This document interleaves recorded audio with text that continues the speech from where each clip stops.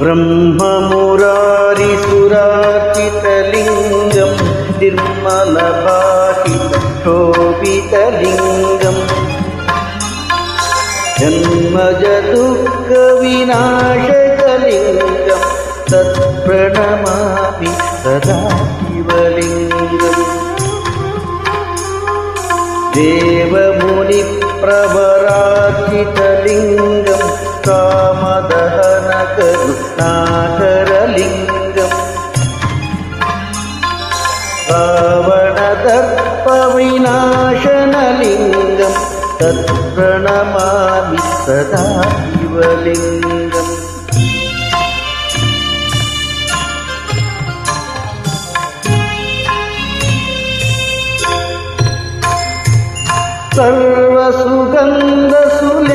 सर्वसुगन्धसुलेपितलिङ्गं बुद्धिविवर्धनकारणलिङ्गं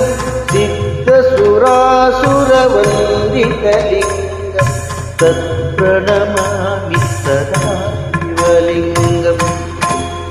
कनकमहामुनिभूषितलिङ्गं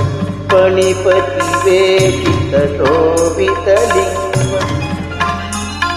दक्षसुयज्ञनिनाशनलिङ्गं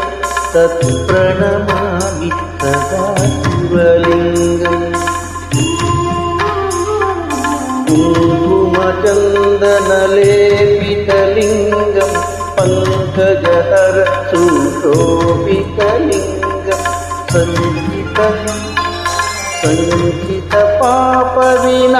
सञ्चितपापविनाशनलिङ्गं तत्प्रणमामि सदा शिवलिङ्गम्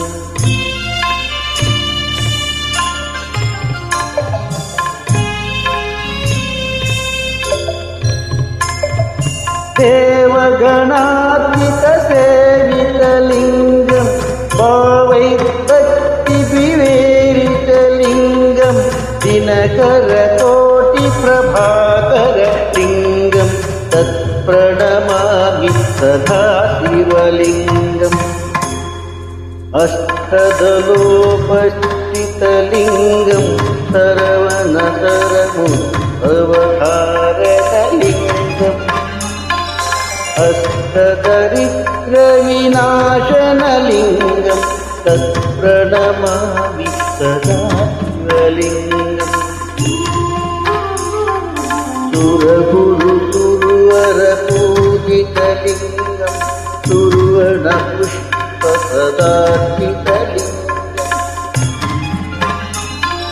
परमपरं परमात्मकलिङ्गं तत्प्रणमामि सदा शिवलिङ्गम् लिङ्गाष्टकमिदं पुण्यं